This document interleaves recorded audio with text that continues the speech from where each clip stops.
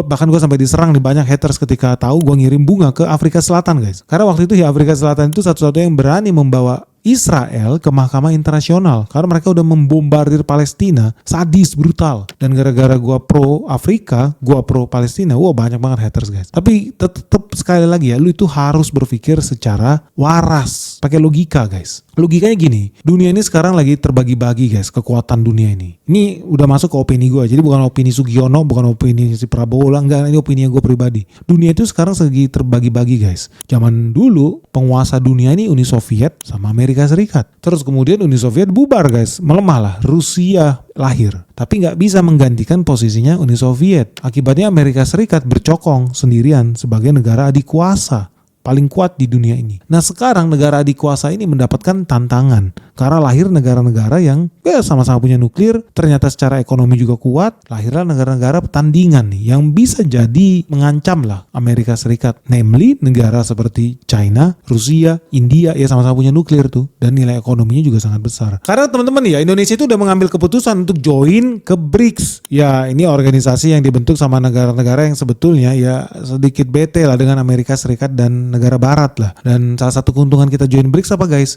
Yang pertama ya, kita bisa belanja barang sesama negara anggota BRICS itu nggak mesti pakai dolar.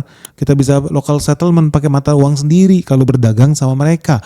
Nah yang kedua, kita juga ada keuntungan ketika kita bergabung dengan BRICS, kita mendapatkan akses pasar ke pasar ekonomi yang lebih besar lagi. Karena mau nggak mau ya suka nggak suka, ternyata hampir 40% loh nilai perdagangan Indonesia itu dilakukan dengan negara-negara BRICS. Bukan dengan Amerika Serikat, tapi dengan negara BRICS. Buat teman-teman belum tahu, BRICS itu ada Brazil, Rusia, China, India, dan South Africa. Nah dengan kita masuk ke BRICS dan BRICS ini mewakili 56% populasi manusia di planet bumi, artinya ya Indonesia bisa dapat kans yang paling bagus untuk penetrasi ekspor yang lebih besar lagi. Apalagi 44% loh GDP dunia adanya di BRICS. Jadi ini sebetulnya big market, big opportunity buat kita. Dan selain itu Indonesia juga punya akses guys, nggak lagi bergantung sama IMF atau Bank Dunia nih kalau kita ada butuh dana nih. Sekarang kita punya bank sendiri yang namanya NDB, New Development Bank, dan mereka bisa kasih pinjaman nih kalau Indonesia mau bikin infrastruktur, pinjaman buat bangun sesuatu lah.